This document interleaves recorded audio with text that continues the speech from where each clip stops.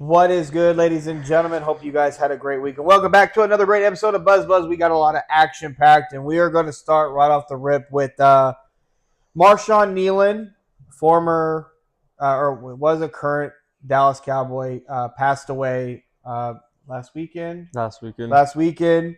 Um, Listen, we're not going to get into the full details of everything because there's just so many different stories out there. But he did pass away from a self-inflicted wound that he did to himself. Thoughts and prayers go out to his family. We were asked to kind of touch on the mental health aspect, and it's really tough to touch on that because it's a very touchy situation, depending on who's listening and the things that come out of your mouth. And again, it seemed like the young man clearly had some things that he was struggling with. And as men, mental health is probably a little bit tougher for men. Most of us are taught to chug it up and move on. And people get upset about that, but that's how I was taught. That's just how I was taught, man. You chuck it up on the chin and you move on. That's the day and age, that we were raised in to buck up. But I also feel like in this modern day and age that I'm sorry, but I feel like a lot of men are very soft. Yes, they're very sensitive, but they're becoming to a collide of people or men being grown or being. You talk about the men, what is it, masculinity or whatever. Like the lack of I guess, but like submissiveness of men or whatever. Well, I guess what I'm saying is like you're growing up. We're having issues where men are being grown to be open about their feelings, while unfortunately there's a big group of people that don't talk about them, that don't want to hear nothing about it. And I also really kind of put that more towards I personally don't feel like women really care for men that are very much open like that, or open-minded, and they want to speak everything that's on their mind or about their feelings when it comes to certain kind of things like that. Yes. But also on a bigger phase of that, though, like I feel like men should be there should be a space, or like as men we should be able to have with guys to guys, or like your best you friend. Should be like, able for example, to like have the conversation where like, hey, I feel like I'm struggling a little bit, and have that open conversation. I feel like that should be there. But you also got to have those conversations with people that you really trust, and you have to be able to trust that person. And I get that. But overall, as a society, I think suicide should be taken more, like should be heightened more. There should be more efforts to put into helping prevent suicides. There should be more than just a number that you call because you're having I would just suicidal say this. People, thoughts. the men that, like, I say our generation because we grew up where you check it out. We necessarily don't have those conversations, but when we do, I don't think some people are ready to have those conversations when we speak about the things that we feel. But again, you do need to have those conversations, and you need to be able to open up to whoever it is you trust, have those conversations. I truly will tell you there's more people out there that would be willing to listen to you talk and get it off your chest versus you not being here no more. But see, there's a big difference, I think, with feeling some kind of way or feeling down or having some kind of thoughts versus people that have attempted or have came out and said that I've tried or thought about committing suicide. And I think that in this day and age that there should be more efforts in stopping or trying to prevent or getting some kind of care to these men and women that have these tendencies or these thoughts. On a same type of note, I also think society is also a big problem into why so many people have these feelings. Like, and I want to start on the sports side of it though, Brandon, because in sports now, we are all, when we grew up, you were a winner. You either won or you lost. So you had the highs or you had the lows. Nowadays in sports, everybody's a winner. Like you hear about athletes now. I'll use Cooper Flagg for example. Not saying that Cooper Flagg has any issues, but he's like, this is the most I've ever lost in my life. I've never lost like this. And a lot of athletes, they play and they're always taught to be winners. They play, whatever it is that you're playing. You don't understand or go through that grind of, I didn't win this one. I wasn't awarded for being a loser. Like, we award people for losing. I think that's a problem as well in our society, that everybody can't be a winner. Everybody can't. And that's okay, because it teaches you something how to, especially if you are active in that sport, like football or basketball. You can't win everything. Well, it goes even beyond sports. It goes. It does, but you could even say more like, well, just because like even like in school, like they're even pretty much you didn't like you're in like a group effort or you're doing a group project and like your project didn't support like when you have like a science fair or things kind of like that or history and you don't and your project doesn't you don't win but you still get awarded towards the top of like you won. You're kind of like you didn't take first place but like you're catered like the person that won. I think that is also a problem in society wrong. Like if you teach people that losing is like because in the real world it does not work that way. It just doesn't work that way, and that's the problem I feel like we're having. Again, there's just mental health is such a massive topic in the world today, and I just don't think as people, society, that we're doing the necessarily right things. Now, should you bury everything down? No, that's not the way to go about it. You got to get it out eventually, because if you don't, that's just going to hurt you.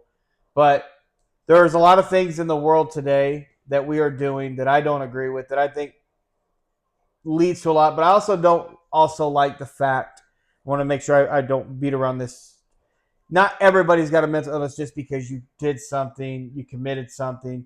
Doesn't always, like if you committed a crime, well, you got a mental illness, like or you killed yourself, or you did this. Doesn't mean that you were. It's almost like people. I don't like people that use it as a crutch. Yeah, to me it is used too much as a crutch now in today's world, and it's accepted as like a crutch to get away with. And that's unfair to the people that are struggling every day to make it through the day, to go to bed and wake up the next day, and it's not fair to those people that are trying, putting forth the effort to get better. That is a slap in the face to those men and women that are trying to get better every single day. To just say, well, he had a mental illness and chalk it up, like that's just unfair, in my opinion, to those people that are trying. But again, it's tough. I agree. And right before we get off of this subject, into the sports y'all really want, I just feel like if you're having some kind of issues, if you have an outlet to talk to somebody. If you don't, there's a hotline you can reach out to. Everybody's mental health should be open, and you should find somebody or a hotline that you can talk to. Like I said in the beginning, there's somebody out there that'll be willing to listen to you and get it off your chest versus you not being here. And, there's therapy. Therapies out there as well. Absolutely. So, again, thoughts of family go out to that young man's family. And to the Dallas Cowboys, who obviously lost a teammate, a young guy who literally just scored a touchdown the previous week. Had the highest of highs. And everybody held a moment of silence for him and his family. And his girlfriend that has a child on the way with him. They set up a GoFundMe to make sure that she and the baby are going to be okay. They'll be okay with the GoFundMe. Again, like Brandon said, there's a number. Call it if you got an issue, man. Somebody's willing to listen. So, moving off of that topic, going into baseball. Obviously, the World Series is over. Dodgers won. Shout out to back to back. The MVPs were handed out, and Brandon hit me with a massive stat that I did not know, that Shane Ohtani is a 4-time league MVP in the NL, and 3 of those MVPs have been unanimous. All of them are unanimous. All of them are unanimous, but 3 straight have been unanimous. And I want people to really think about that. We've had 1 unanimous MVP in basketball. 1. Think of all the greatest players we've ever seen. We've had 1. Ohtani's done it 4 fucking times. 4 times. 3 straight years. 3 straight. Oh, my God. Anybody that wants to debunk that Ohtani's not the greatest baseball player that we've ever seen, I would question what you're watching, what you're looking at. On the pace. He's not done yet. He's not done yet. You can't. I don't think you could ever go anybody that's currently playing. They have to finish. But that Baz almost finished. But I mean, the Dodgers 2 years, back-to-back world champions. That was on the NL MVP side. The AL MVP was Aaron Judge from the Yankees. He's won it now 3 times, beating out the catcher Cal. So I mean, kudos to Aaron Judge. I will be personally tell you this again.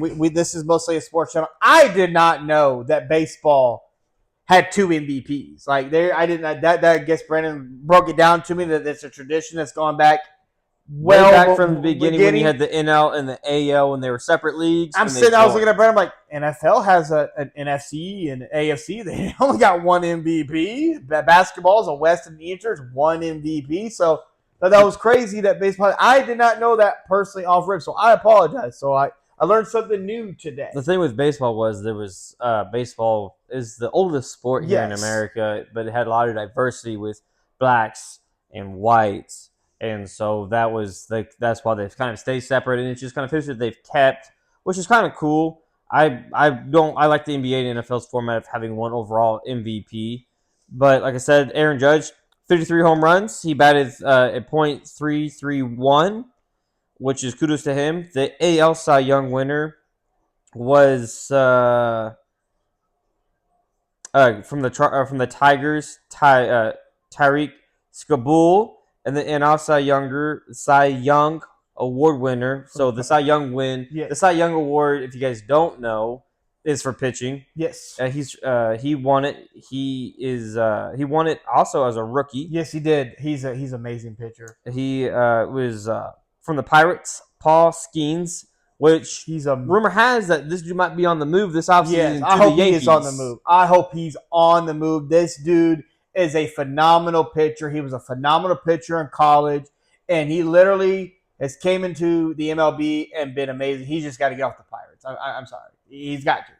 Hope he can land somewhere where he has a chance to really do some damage. Kind of like Ohtani. He was with Ohtani was with the Angels for 6 seasons, and it's crazy to think they never made the playoffs. In the last 2 years, lightning in a bottle with the Dodgers. So hopefully he can get that. But shout out to our Kansas City Royals. Yeah, absolutely. Bobby Wilt Jr.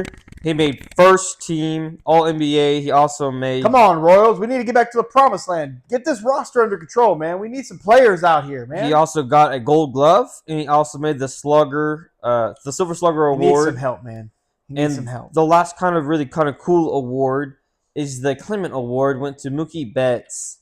And that award is bestowed annually to the player who best represents the game of baseball through extraordinary character. And Mookie Betts from the Dodgers got that. I love that. And he's also got the most rings in MLB currently right now at 4, 3 with the Dodgers, 1 with the Red Sox. So, hell of a player. But those are the awards. Like I said, I learned something new today from baseball. But I understand what Brandon's saying. But, man, if you don't think Ohtani is at the front door, opening it, got some body limb parts through, I don't know what you're watching right now.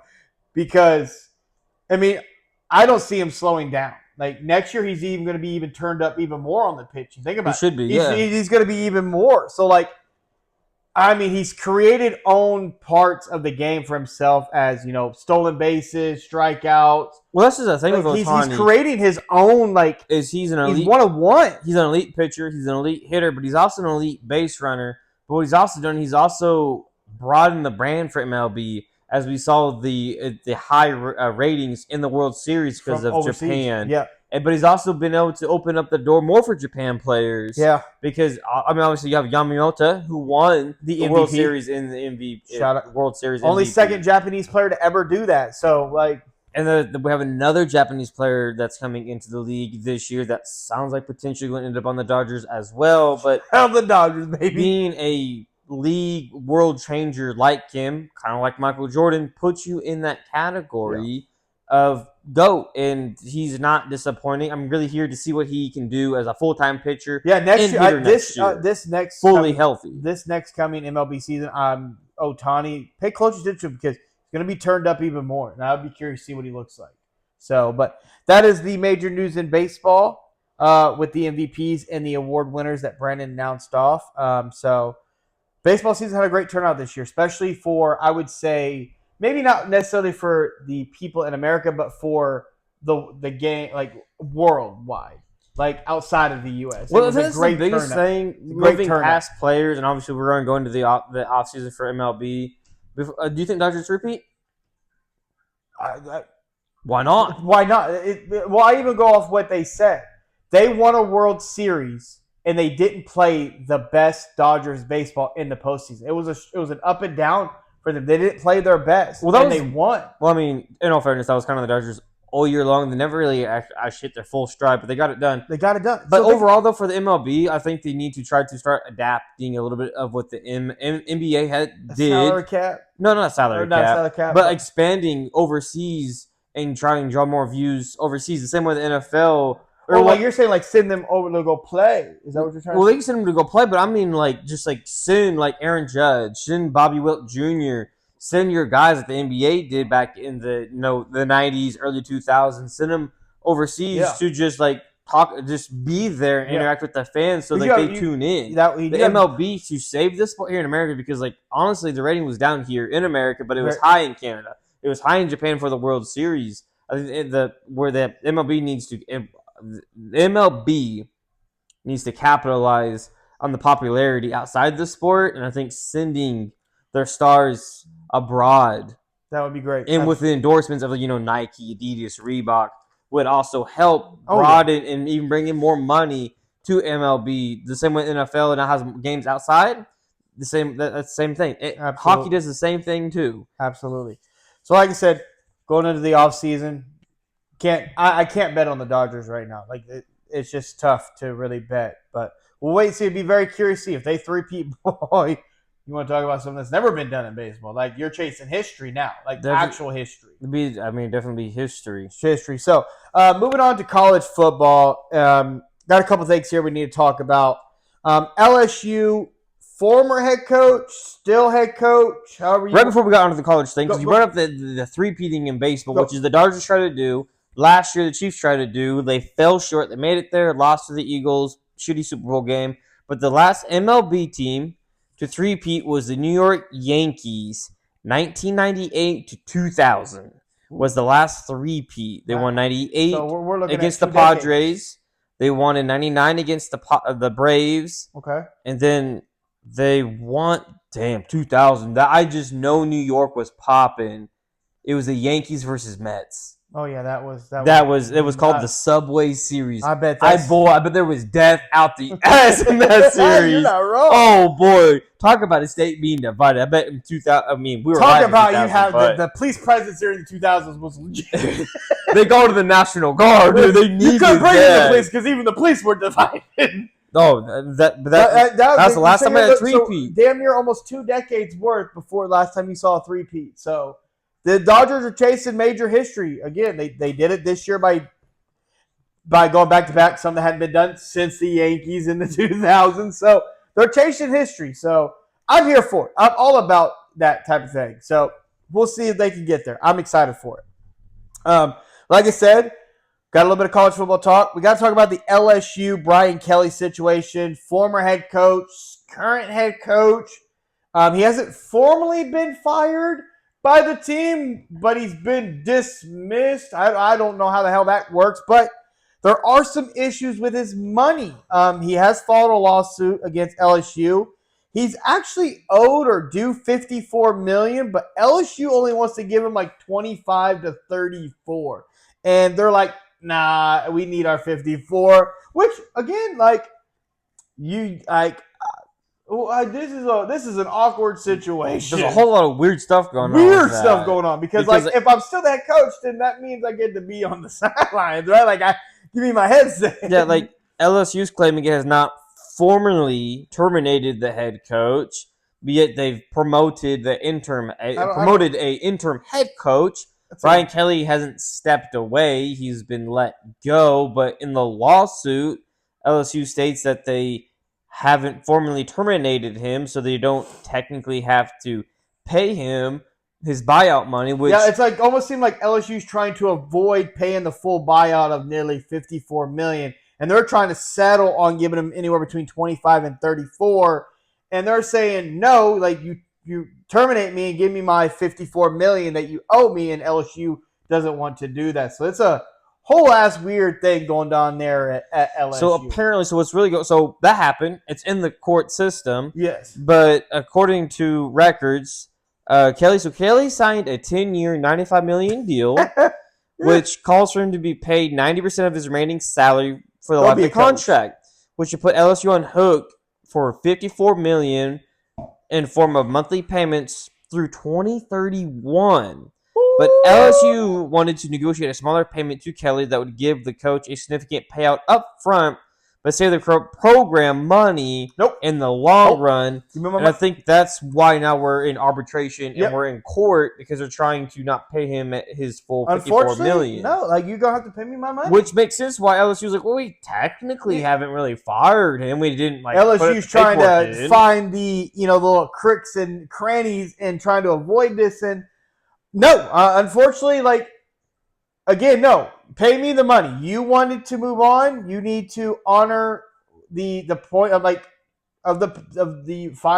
consequences here, right? Like, am I right? Like, if not, then bring him back as the coach. And so apparently, according to Kelly's lawyers, he was due $54 million buyout, but Kelly showed a willingness to engage in such conversation immediately after he was fired. Okay. But he rejected the offer of 25. Yeah, no.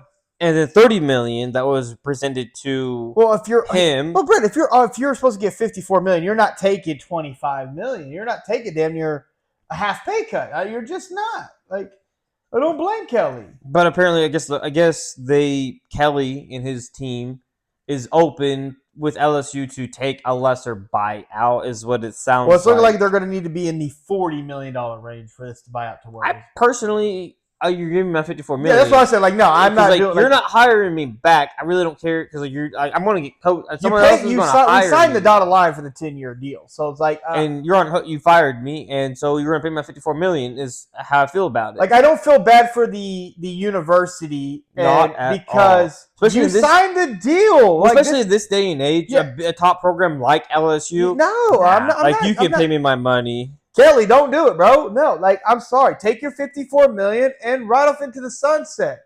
They signed the deal just like you signed it. They're on the hook for what they did. No, I'm not for that. But that does make it the second highest buyout ever, though. I mean, Penn State didn't care. They paid that buyout. Penn State did not care. Yeah, they're like, here, Bob, dude. Like, we're done with you after being there since like 2012, 2013. But Brandon, we need to get to the meat and potatoes of the college football story that broke yesterday that has really pissed both of us off. Michigan State will be forced to vacate 14 wins due to participation of ineligible players from 22 to 24. This means that Jonathan Smith has now 0 Big Ten wins during his tenure with Michigan State University. That is tough. Yeah. I have a problem with that because I'm sorry. Last I checked, Michigan was proven cheated all the way to a national championship. Feel how you want to feel about it. They cheated. It's proven. All we did was ban John Harbaugh, who's not coming back to college football. We suspended Harbaugh. We suspended a couple of the coaching staff that was on there, but what? We didn't vacate no wins. We didn't take away no titles. We didn't take away no scholarships. We didn't take away no money. Oh, they got fined. A penny on the dollar. And we don't make pennies no more, okay? A big program like Michigan, they make millions.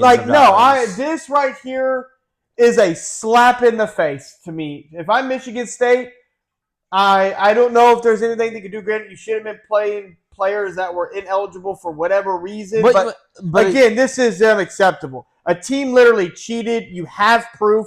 We saw it. It was out there.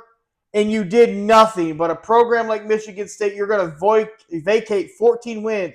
That now makes the head coach have 0 wins during his tenure in the Big Ten. That's hella tough. That to me is hella unfortunate because that could cost this man his job.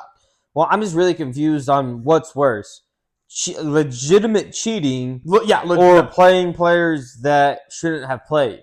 Like, to me, that's about equal because you're playing players that shouldn't play, but you're out here legitimately sending scouts and coaches. The cheating's way worse. To get information off of teams before you even play them. And like you get slapped on the wrists, but yet Michigan State. You know what? We're gonna strip these wins from the program. That's crazy. The NCAA in itself just needs the body in itself just needs to demolish. It needs to be ran by the conference presidents at this point. I 100% agree because this is I'm not a fan. That's an utterly joke. I'm like, 14 wins over 2 years. It's the same thing. It's the same as the infractions are just as bad. I cheated because I played players that shouldn't have played, and then I cheated and I spied on teams I was playing so I get an upper hand, which is worse in both of our opinions. And we know you cheated because Harbaugh was like in his contract, "I'll stay, but you can't like this." Because you already indicted yourself right there. What do you mean? Yeah, it's and just we have those proof too. Like it's this just is as just as bad. And so, it's just a joke. I feel bad for Michigan State. I feel bad for their head coach because that's unfortunate. I feel bad for Michigan State too. And I just really don't think that the NCAA wanted to avoid in their new day and age playoff system football championship. I don't think they wanted to have one voided within the first 10 years, which is what would have happened. Yeah. Like I said, that's unfortunate. That pisses me off. If I'm Michigan State, I don't know how much you can really fight it, but I would definitely, fight it. Should piss off every I should piss off every goddamn college football fan that Michigan got a slap on the wrist of about a couple mil, and people that aren't even in college football as staff have a suspension. This should piss everybody off that Michigan State got wins revoked in Michigan. They're rivals. Yeah. And Michigan got a slap on the wrist. So, we are currently halfway through the college football season. So, if the Brandon's favorite, college football playoffs format now, the 12 team implemented now that Brandon loves so much. If the football college playoffs started today, Ohio State would be 1, Indiana 2, Texas A&M 3, Bama 4. Those would be your 4 teams that would get a bye. So, the awkward thing here is South Florida, Brandon, that is ranked, let me pull it up here, 24th in the college football rankings. They would be the 12th seed right now, South Florida. So the first 2 teams out would be, I think, Oklahoma. Let me make sure. Yeah, Oklahoma would be out. BYU is out, Vanderbilt, Utah, Miami, but South Florida ranked at 24th would get in. So it would be South Florida versus Georgia. South Florida getting blown out. You'd get Notre Dame and Oregon, Miami and Texas Tech, and Texas and Ole Miss. That would be the college football playoff format right now, and a lot of people are up in all right now with South Florida getting into the playoffs. So give me the teams that are out. The teams that would be out would be the first 2 out would be Oklahoma and BYU. That are 7-2 and 8-1, but South Florida is 7-2. So what makes them any less? I think it's because they're desirable. The conference that they play in. Well, they're in a lesser conference. They're very lesser conference. That was the whole point of the college football playoffs. But college football people are up and on. I'm watching it. I'm like, I get your point because they're going to go up against Georgia and get blown up. But this is what you wanted. No. I'm saying, but this is what they wanted. No. That's no different than goddamn putting fucking Boise State in there. We all knew that was going to be a fucking bad goddamn game, and they still put them in there where they slotted. They put the 12 teams in there. The conference, they changed it a little bit just because you win your conference doesn't mean you get the bye week now, which I think doesn't make it better, but it makes a little bit more sense. But if I win my conference, I get in. That's the whole point. I can't help if I'm in quote unquote a lesser conference. I get in. You don't win your conference. I can't help you decide to go to the SEC.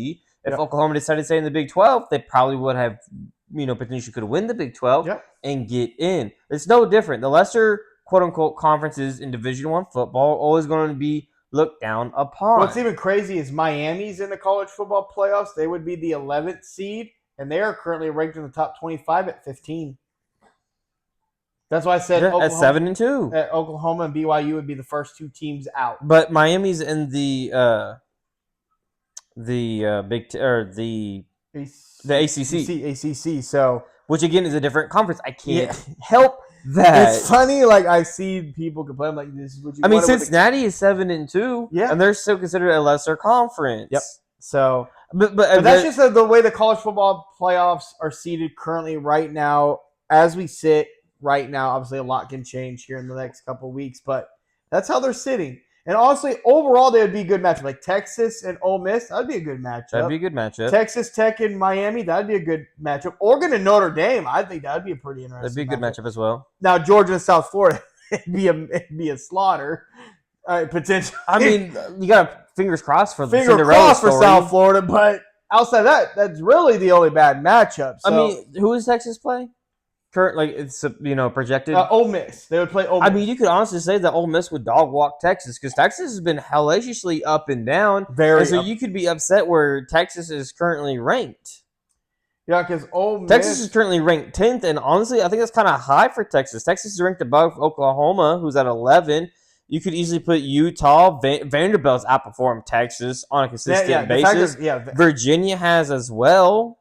Like Vanderbilt if Vanderbilt could sneak into the college football playoffs, that would be a hell of a Cinderella story for that quarterback, for that university, more for the program. The program. Now I don't know how well they would do going up against some of these teams, but you just never know, man. Like anything can happen, but that's the way it sits right now. Again, a lot can change. We're going to keep an eye on it because Brandon loves the 12-team formats so much. I mean, look, we'll check back in about 3 weeks when the full season's over and the bowl games are all put out there. Yeah, absolutely. So that's all the major stuff going on in college football. Like I said, got a couple weeks and then we'll bring it back and we'll really break down these matchups and if they got it right and who's in, who's out, and if the NCAA fucked this up again. Well, it's already fucked up because it's 12 teams. Yeah.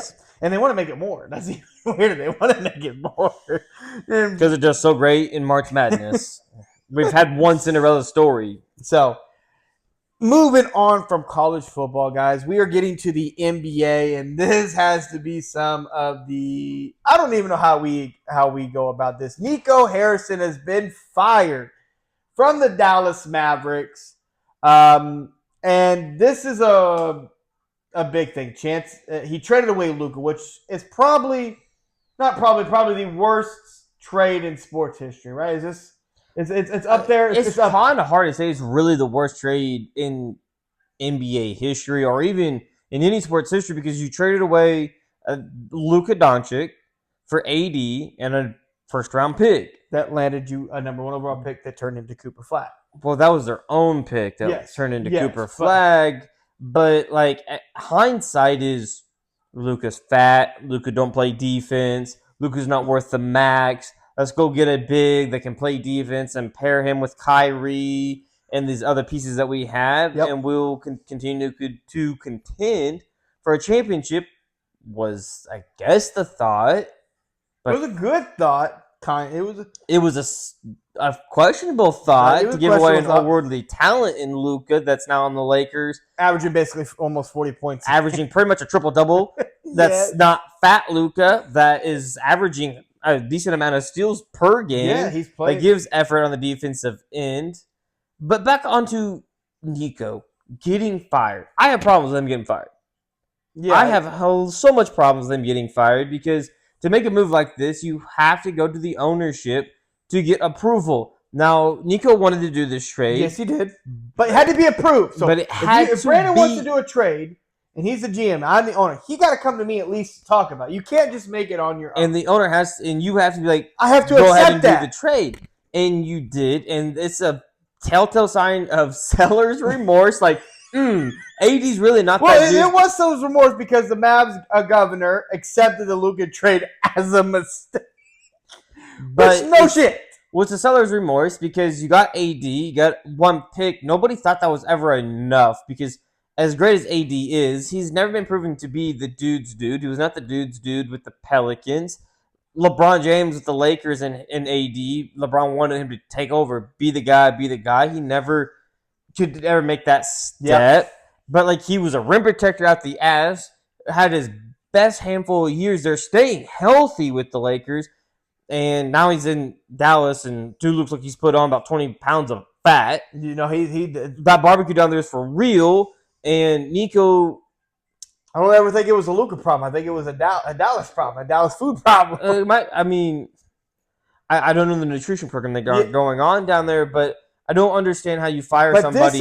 You fire your GM, but you told him to do the trade just because you have salary remorse doesn't mean you can fire him. But the team as a whole makes sense. You have AD, a great rim protector. You know he's not the dude's dude, but he's a top 5 solid defensive foundation. Player. That can give you 20 and 10 every night. Kyrie's not back yet, and that's but you're expecting him to be back. You lucked out in the ping pong NBA draft. Got Cooper Flag, the best talent player. in the past 10 years. Yep. Because he actually looks like the best number overall pick. Yep.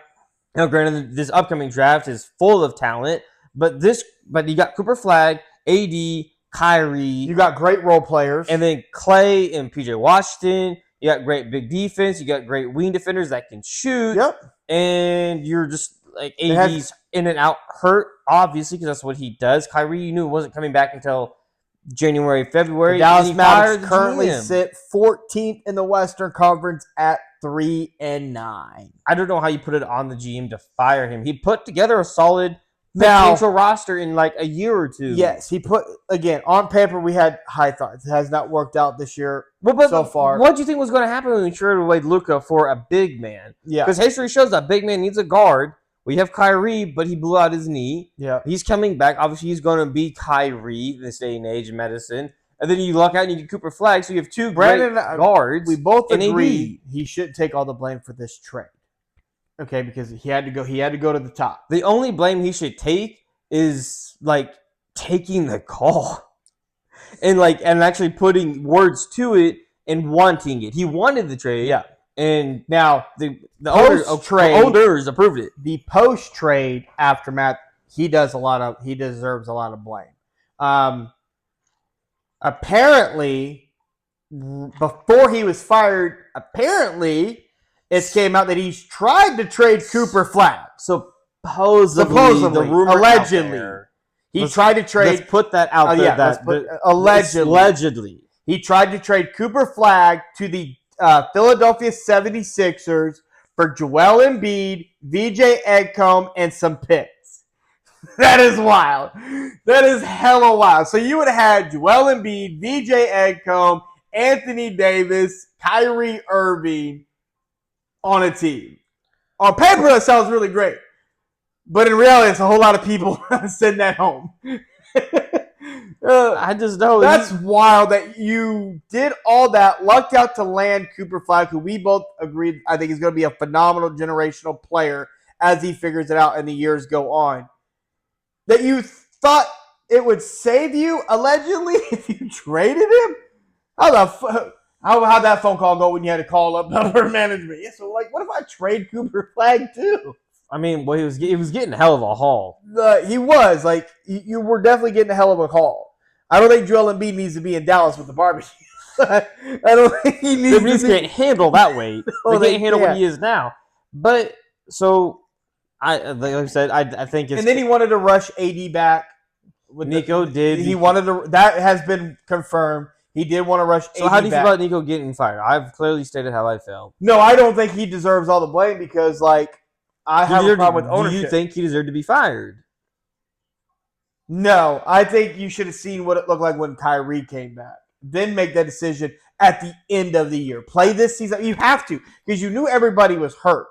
AD's still trying to figure it out. Obviously, he's banged up. Kyrie tore the ACL. You traded for an injured AD. Yeah, you knew he was that. Hurt when you got him. Yeah, so and then a couple years. I personally would have let the season play out, and wherever it went, if you wanted to fire him after that, cool, I'll fire him. Firing him right now, when you know with what you got is what you got, and you're trying to figure things out. Where does Cooper Flag fit in? Moving him around from point guard, shooting guard, small. He's playing everywhere. But what you're talking about is coaching. They protected the coach. Yes, just get safe. 12, 13 games in, you fire the GM who put together a talented roster. You would say I would have waited. I guess, but the crazy thing is, the things that are coming out, they're trying to bury Nico like a motherfucker right now. Well, I think they're trying to. Well, like I said, you have sellers. They're trying to pivot, and they've also brought back in former owner Mark Cuban. And now the whole idea is that it's even crazier is they want to blow this fucking team up. They want to blow this thing up. They want to trade AD, trade Kyrie, trade Clay or buy Clay out, maybe move PJ. And I'm like, that's kind of tough. Why are we doing that? We're 12, 13 games in the season. Kyrie's going to be back at the latest December, January. Around the All-Star break, probably. So it's that's a tough one. Kyrie's going to come back. This team's going to change when Kyrie gets back. So this is crazy. The Dallas is, and they don't own any of their first-round picks until 2031. They don't own any of that. So we presume some of them are probably like lottery protected to some degree, whether it's a top 12, top 5, or 8 pick through those years. But to me, to blow it up is crazy work, and to fire a GM that put together a talented roster that is a little banged up. Allah, really, it's just kind of Kyrie. You're putting a lot on a rookie that no rookie performs great, but overall, he's doing a solid job as a rookie in the position that he's in without AD. Yeah, without AD, without Kyrie, you're trying to figure out where he fits in before Kyrie and them guys come back. But before we get off the Mavs, though, what's the odds Mark Cuban buys back the Mavs? No, I think there's an 80% chance he buys or the controlling portion of it. 80%. 80%. I am solidly that Mark Cuban's going to buy this team back. He has the money to do it. At least like the controlling portion. Yeah, the controlling portion for sure. Because like the whole thought of when Mark Cuban sold it was like he wanted to broaden the brand more. And it fucked the brand. But there's rumors that they could be uplifting that whole franchise and going to Vegas. Well, the current owner that bought it from Mark Cuban, I don't know her name, but she wants to get this team to Vegas. But they're big in hotels. Yeah. And that's he felt and casinos. And casinos. And Mark Cuban feels like that's like the next step for an NBA franchise is to kind of have that part of like the stadium and like experience. Yeah. And so he sold it to them, which a little weird, but I get it. He cashed in on the Mavs. He did. But I think he's about to recash that check back to him. As a sports owner, where the franchise is going. Because not great. Obviously what Luka is. So last thing on the NBA agenda before we move off this. Brandon's is going to try to destroy me because he feels like I hate this player, and I do not hate this player. And he's going to try to flip this guy. So don't watch his reaction. The NBA is disrespecting Nikola Jokic very badly right now, and I am not a fan of it. I am not a fan of it. Shut your mouth. He's looking at me. Don't like it. I don't like how Nikola Jokic is being disrespected. Yes, his time has passed. He's not going to win another MVP, as we clearly see. He's got like a 13% chance to win an MVP. I feel Brandon's eyes staring at me. Nikola Jokic just dropped 55 points a couple days ago, and ESPN blew over that like it was nothing, and then moved over to SGA playing the Lakers. Oh, did you see SGA cross over, go to the rim, tough basket?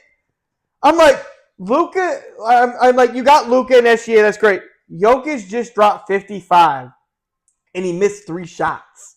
He missed 3 shots. And didn't play the fourth quarter. Yep. Man plays the fourth quarter, we're probably talking about a 70 bomb. Potentially maybe reaching an 80 bomb, which is crazy. We haven't seen one of those since 2006 when the great Kobe Bryant did it against the Toronto Raptors. Like, I understand. Brandon hates it because the politics get in the way of the NBA of awards. Should Nikola Jokic have more MVPs?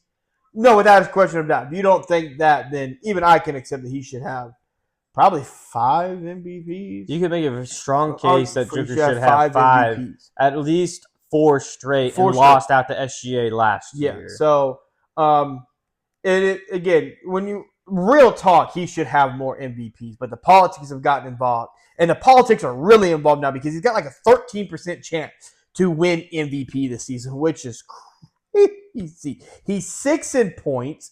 He's first in rebounds per game, first in assists per game. And then it gets even worse. He's first in fantasy points, which that doesn't really take into account to anything in the NBA. He's first in second chance points per game. He's first in elbow points per game, which I didn't know that was a stat, but it is. He's also first in passes per game, points from assists per game, and potential assists per game. Nikola Jokic is passing the ball 73.5 times in a fucking game. Like, God damn. You want to talk about a selfish individual that's still putting up fucking 30 points per game. Like, God damn. Well, I'm just glad you finally agree that Joker's the best player in the NBA.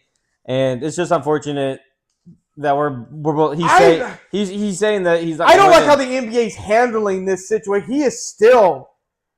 You're trying. I don't know why the disrespect around him. I get people want to feel like he's not. Well, you always hear he's not marketable. Who cares if he's not marketable? He goes out and he dominates the court. You only go with what he's doing on the court. That's how you get judged.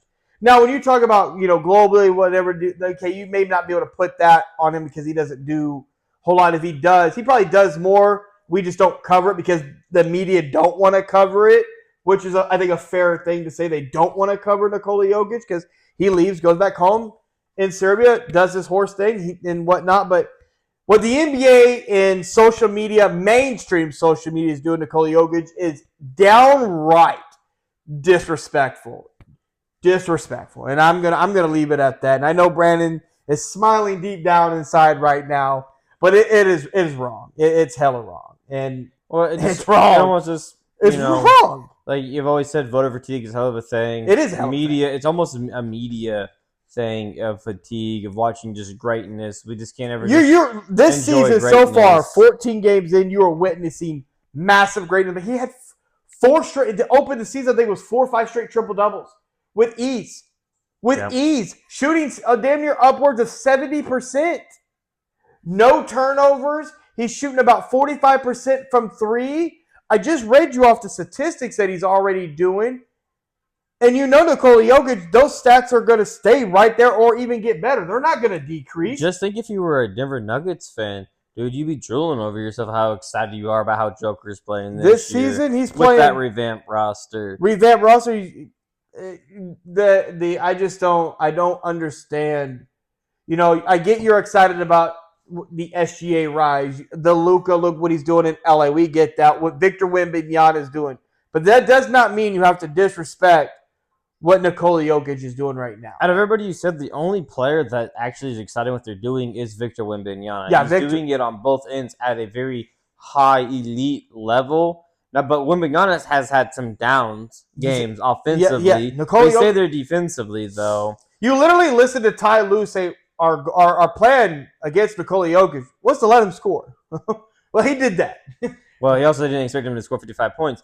But something that's great and great for the NBA is they changed the All-Star game. Yeah. They changed the All-Star for 2026 tournament format. They'll have 3-team round robin, 4 12-minute games, 2 USA teams, and 1 world team, which makes sense because we have a lot of great team players outside of the US, but obviously not enough to make more than 1 team. Be 24 players, 12 per conference, non-positional.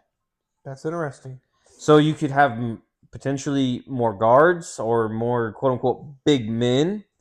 It'd be, like I said, the 2 top teams in a 4-game round robin will advance based on record/point differential. So you'll have USA versus World, USA versus USA, and then World versus USA of the other USA team. So, like Brendan said, 24 All-Stars will be selected without regard to position, 12 from each conference. 5 starters from each conference will be selected by the fans, 50% of the vote. Current NBA players, 25%, and media panel will get 25%. I want their fucking credentials. 7 reserves from each conference will be selected by NBA head coaches. If the NBA All-Star voting does not result in the selection of 16 USA players and 8 international players, then the NBA commissioner, Adam Silver, will select additional player or players to join each group. So they've really broken this down. I'm excited to see this to a degree. But boy, man, this is gonna be. Well, so game 1 will be USA A versus USA B. Yep. Then you will have World versus USA B, and then game 3 will be USA B versus World, and then obviously the collective record or it has come down to point differential. Will come down to point differential to determine the championship game. How do you feel about this? I got what we wanted. We've already talked about how to make the All-Star game better, and we've already talked about wanting. It's like honestly, it's like Adam Silver's listening. I appreciate Adam Silver for tuning in and listening because we got World versus USA, which is what currently I think is probably the best format to have to make it most intriguing to draw the most. So, I mean, I guess as Americans we're kind of lazy. We don't much care until it comes to playoffs or the championship games. Yep. But outside of the United States, people tune in to watch, and I think getting other countries to tune in to watch All-Star Weekend will be huge. And I'm here to see how it turns out. But I'm also going to be paying close attention to the numbers. That's going to be a very indication for this also. I don't really care the viewership. I care about the competitiveness on the court. I Yeah. don't like the USA versus USA. The USA players have no choice but to get up because the world they gonna get up. Well, they gonna get up. Before you cut me off, what I was saying was USA versus USA. I think might be the shittiest game. No. When the world plays USA, like you were saying, I think that's going to be the best game. You're gonna have to get up. And like personally, if I could like change it, I would just rather just give me the best world players in the NBA and let USA top 24 players 12v12 bang it out, and then let you go at it in the championship round because I really don't want to see USA versus USA because that game could be kind of trash. You say put the USA team or both USA teams up again, and whichever team wins that, you play in the world team for the rights to say who All-Star Weekend winning rights. Like, yes, yeah, no, I'm here for that because you're going down to see like if you're going to see those guys throughout the regular season. You're going to be in the locker room with SGA, and you're going to be looking at him and I think I beat you. Yeah, no, you're not wrong. I like that idea. I'd rather have like the world team already slotted into the championship game and let USA A and USA B teams go at it. Absolutely. I am kind of curious about like the rookie team and the sophomore team where that kind of like falls. Yeah, I haven't heard much about that. I haven't heard a whole lot about that. They haven't said anything about it, so I'm kind of curious if they still have the rookie and the sophomore all-stars, if they'll still have their matchup or not. Nobody really watches that, but I'm curious to see if they still get those accolades. Yep. So that's all the big talk going on in the NBA. Moving on to the meat and potatoes that everybody loves so much, the NFL. And before we get into the hot topics, there are some things we need to go ahead and get off the top that doesn't really matter, but we're going to get them off. The Philadelphia Eagles, they made a trade for Jair Alexander. Too bad that he's not going to play. He's stepping away from football to focus on himself and get right physically and mentally. So there's no timetable for his return, or if he's going to return, he's stepping away. What else is going on? Justin Tucker, who was the kicker for the Baltimore Ravens that was released, that had the allegations against him, that was suspended 2 games. He's been reinstated, eligible to sign to any team. Cleveland, go get him. It's only right that you go get him. Makes the most sense. Unfortunately, Travis Hunter's season is over.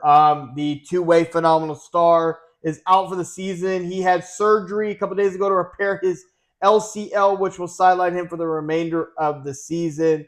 And that is unfortunate. He will not be able to return to football activities for at least 6 months. So that's a huge blow because we loved watching the Travis Hunter. Very quickly, do you think Travis Hunter going into his sophomore year, do you think he plays both sides still? Yeah. Okay. He's still going to play both sides. Now, I'll be very curious. He played more offensive snaps than he did defensive snaps. Well, that was a little bit based off opponents. Opponents, yes. Some opponents he played more defense than Where he do did you want offense. to see him play more? Offense. Dude's a killer wide receiver. He's so quick. He's so twitchy. I think he could potentially go down as a top 10 wide receiver all time. The defensive snaps and more like fourth quarter defensive snaps? No, I don't want to see him at all on defense. I want to see him a full-time wide receiver, let him be on special teams. And of anything, if I want him on defense, I want that motherfucker as a goddamn free safety and let that dude with that ball skills roam. I like that. Quit putting him in jamming areas.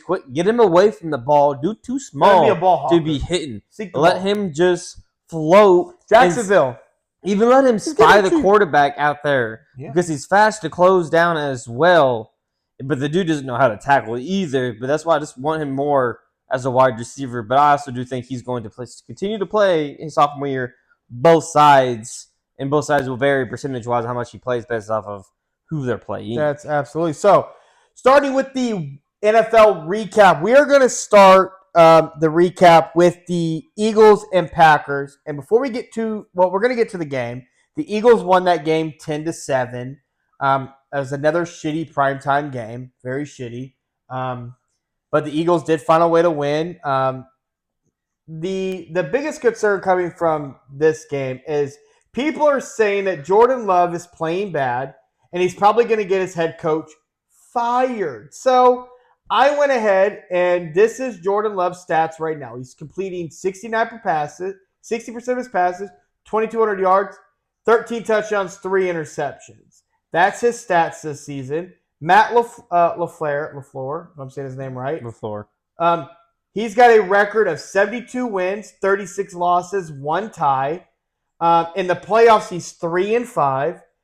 He's led the Packers to the playoffs in 6 seasons, but has yet to win multiple playoff games in a single postseason. So that is Matt's record. Do you agree? No. With so that? I'm glad you put all the stats and everything. I can't help the media's, I guess, bored about wanting to fire a head coach because, like, I don't know why you're trying to fire a solid head coach that has built a solid program in Green Bay. Now, the Jordan Love thing is a little bit questionable. He has not quite performed consistently this year, but also I don't feel like he's like a franchise-altering guy a la Josh, a la Patrick Mahomes, but he needs a dude-to-dude. He don't got that dude-to-dude. No. He had an emerging tight end in Tucker that blew out his knee. Yep. I said emerging because he wasn't consistent, but he blew out his knee, so he's done for the year. They have a solid running back in Jacobs, but they don't have that stud at wide receiver. Watkins just got back, but even he's not really a stud guy. Nope. And I think the Packers need a stud guy. They've drafted, they put in capital there at the skill position, but they've never drafted or developed a true number one wide receiver that can always be consistent and reliable. And to me, that's what they're missing. Now they're not going to be able to get it in the next 2 drafts in the first round because they traded away from Micah. And for me personally, the past couple of weeks, I've been more concerned about the defense looking lackluster than I am more concerned about the head coach and Jordan Love looking a little down. That's fair. I'm just bringing what the main. And then on the Eagles side, are the Eagles a ticking time bomb? I mean, like, some people say winning cures all. It kind of, sort of does, but when you're winning and one of your leaders is continually bitching, it clearly isn't fixing it. I mean, he literally told you if you got him in fantasy, drop him. Get rid of him. He did. A.J. Brown, if you got him, get rid of him. And apparently last week, they went rogue on a play call. Hurts and A.J. Brown did. And the fact that they went rogue and then there was no, like, punishment handed out to them for going rogue on a play call in a 10-7 game is crazy to me that there was no repercussions for them for going rogue on a play call. It also makes you wonder, like, the play obviously worked. They did go rogue. And the OC is not calling these plays, but they went rogue and the play worked. I'm just here saying that the Eagles, they might be winning the division, they might be winning games. It's ugly, but it's giving you I just 2 years ago vibes. Eagles team. I mean, I think they're to a degree. To a degree, a little bit. They don't have a leader of men at head coach, and I'm just here to say that I'm sorry, but the Eagles won't get out of the playoffs. They're not making it back to the Super Bowl, which is what their goal should be with all that talent they have. And we've been calling for A.J. Brown to be traded, and he will get his wish come the off season. Yeah. I thought there was a potential they could have done it at the trade deadline. They obviously did not. People made calls. Nothing moved the needle, obviously. But in the offseason, especially depending on how they end in a playoff year. I don't think for me, it's just kind of the Eagles is just a really boring story at this point because you just kind of know how it's going to end. It's going to end in just like a flame. Like you're going to flame out. You're going to blow up at some point. I think they'll keep it together throughout like the regular season, but then they're going to run into the playoffs and they're just going to blow up against a team that you shouldn't blow up against, kind of like they did 2 years ago against the Bucs when they got blown off the fucking field by Baker Mayfield. They're going to struggle very badly offensively in the game that's going to have a blow up, and that's really going to be that. And then A.J. Brown will get traded, and then we'll kind of go from there for that. It's just like the story's already written. We just have to read the chapters to get there. Absolutely. So next game up we need to talk about from Week 10 was the Bills and Dolphins. The Buffalo Bills coming off that big win against our Kansas City They won the Chiefs. Super Bowl. Yeah, they did. And then they played the Dolphins and absolutely I think they forgot that wasn't the Super Bowl. Because that's what Buffalo... 30-13. They made the Dolphins look really good. Buffalo does that every year, though, so it's just like it's not even surprising they beat us. and then they laid a big old fat egg against the Dolphins, but who you had again, no legitimate reason to losing to. no. Like, no legitimate reason. Buffalo, where was Bosa? Isaac likes to tell us, well, he had a club on. The club don't stop you from rushing the quarterback. Where was the offense? Where was James Cook? Where's Jim Cook? What was Josh Allen doing at the goal line? Who were you throwing it to? They had the Super Bowl hangover. Like they had the mid-season Super Bowl win against the Chiefs. Said this last week. I thought short. Bills were a big L, not at the trade deadline, getting another wide receiver to give Josh another potential number one guy potentially. And I don't get the game plan. This is the problem with Sean McDermott and the coach plan. You should have came into this game with the same game plan you basically had against Kansas City. Force two into bad decisions and run the goddamn ball. And then throw it when you needed to throw it. And I saw none of that. And I hate to break this to you, Bills Mafia. You're going to get to the playoffs. You're not winning your division. I think we can make that. You're not winning your division, which is crazy. The Patriots are emerging, which we're going to get to the Patriots. But I see the Bills getting bounced very quickly in the playoffs. I don't see a deep run for Buffalo. Well, I think this is probably the worst Buffalo team they've had constructed around Josh Allen since Josh Allen has emerged, offense and defensively. But I think the Bills are just as deadly as any team when it comes to the playoff. When you look at the playoff picture, the teams that are currently in it, them and Kansas City are the only teams that have deep playoff experience, which makes you deadly, makes you scary. Yep. And to me, Buffalo and Kansas City, if they both make it and they don't win their division, is still the scariest teams to see. I mean, right now, Buffalo is 3 games behind New England, and they already lost to New England. But they still have to face them one more time. It's the same thing, though, with Kansas City. We're behind, but we're the only 2 teams that have deep playoff experience, and experience means a lot. Playoff football is different than regular football. It is. Absolutely. And that's when the pressure it takes 2 or 3 steps up. Absolutely. So I wouldn't go as far as to say Buffalo was done, but this is definitely probably the least skilled and least skilled defensively team Buffalo has had. Do you see major changes after this year coming to this Buffalo Bills organization? No. I'm tired of saying and being wrong if they will. They're not. Okay. They're probably just run it back. Next game up we need to talk about is the Ravens and Vikings. Listen, that AFC North, the division's getting a little weird. When it comes to the wins and losses. I don't know whose division it is. I know it's not the Browns' division to win, but the Ravens, Bengals, Steelers, someone's going to win that division. Those 3 teams got a chance. I think when we talk about the Ravens and Vikings game, the Ravens did win that game 27-19, but I think it's more we need to talk about the quarterback position for the Vikings. J.J. McCarthy. Following week, came back, looked great. This week did not look so great. And if I'm the Vikings, I'm really starting to question was keeping J.J. McCarthy, letting him go and letting Sam Darnold go the right decision. And I'm telling you it was the wrong decision. You should have kept Sam Darnold. Should have just let J.J. keep developing, play Sam Darnold a nice little 2-year, 3-year deal. Let that play out, let J.J. develop, then move to J.J. when that time was done. This experiment has not been great for the Vikings. I feel bad for Justin Jefferson because it's not been a great year for him. By any measure, the thing that we measure Justin Jefferson by, or so it's not great. It's not great.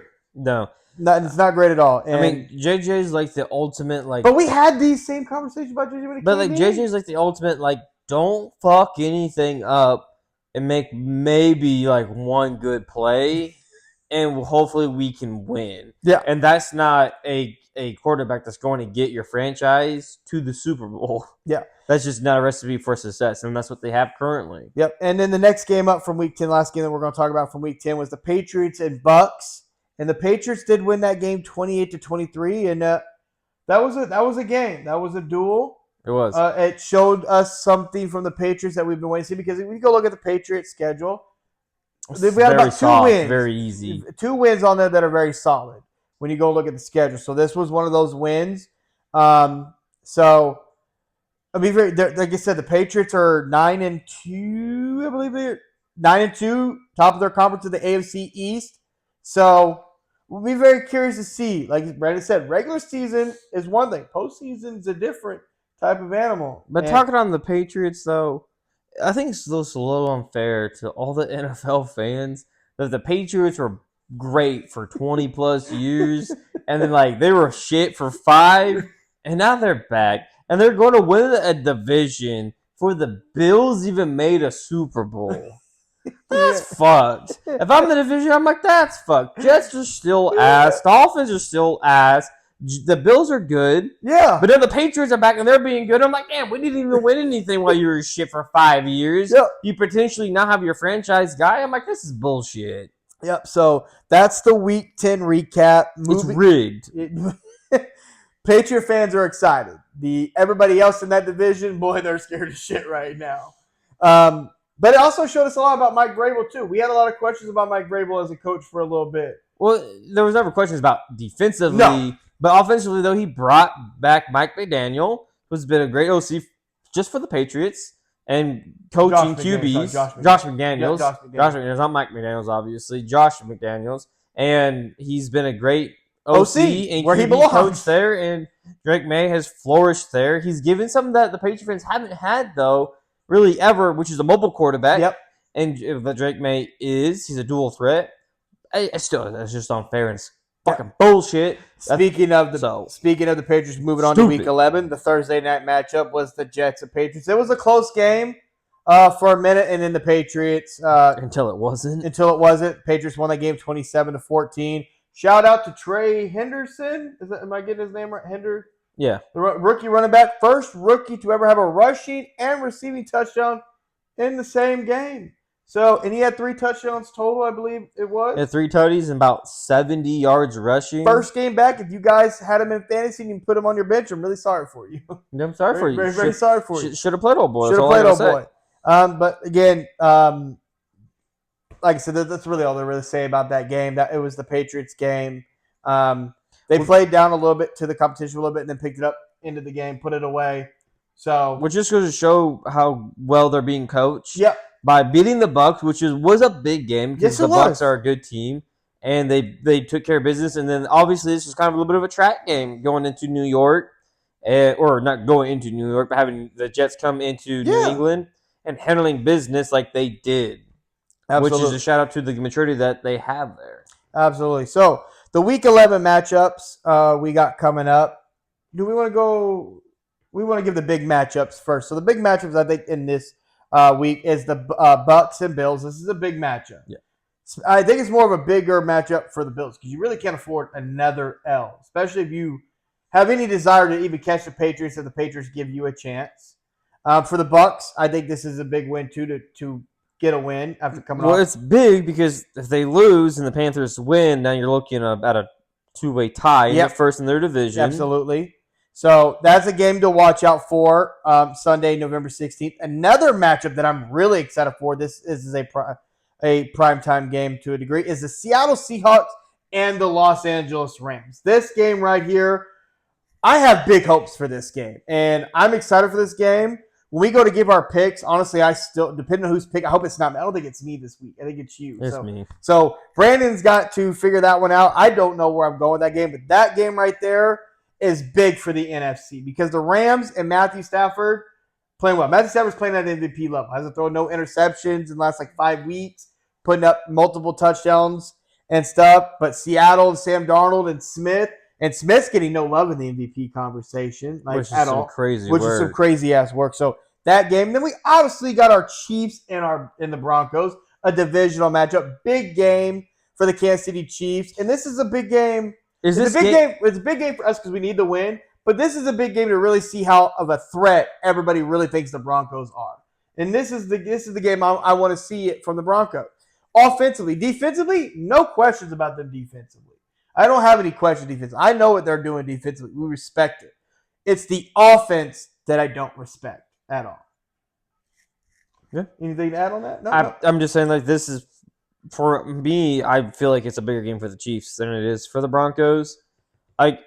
Overall, in totality, it's probably bigger for the Broncos to stake their claim that they're here and they're ready. Yeah. But, no, to me, as much as that is true, I just totally disagree. The Broncos have lucked out into they've won a lot of the schedule games. It's not been great. They've had an easier schedule, but even in this easier schedule, they've won, I think, 5 or 6 games by one scores. Yep. So And again, like they have a great defense, which puts a lot of fear in what I just saw against Buffalo in that D line. Yep. The Broncos have the top sack defense in the league. So again, that's more fear. And us being 2.5 games back already. Yep.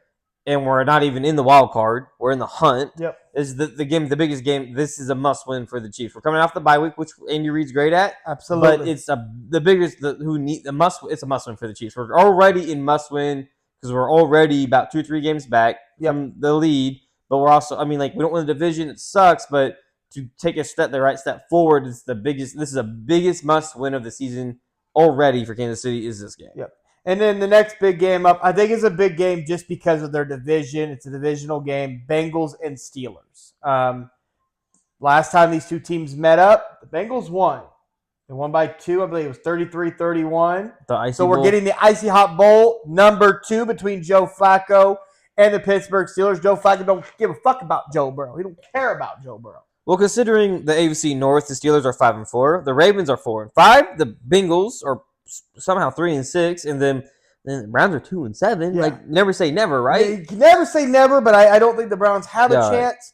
But this is a Steelers. Don't fuck up, dude. You got to win this game. It really is. You've got to win this game, Steelers. As much as it's a must-win for the Chiefs to win, this is just about as big as a must-win for the Steelers to get a 3 lead on the Bengals and potentially a 2-game lead on the on the Ravens. But if you're the Bengals, this is a back. must-win game for you to kind of keep your hopes alive of maybe trying to win the division to a degree. With Joe Burrow potentially coming back in about 2 weeks, Thanksgiving they're aiming, but Joe Flacco don't give no fucks about Joe Burrow. Well, the dude's like 40 years old. He knows he's not the starter, but like Joe Burrow's projected Thanksgiving, beginning of December-ish, potentially could be back. So you can't give them any hope. You're right step in the direction for the Bengals, but that's the biggest game for the Steelers is to squash that hope. Absolutely. And the last big game up is the Sunday Night Football game. Sunday Night Football, Lions and Eagles.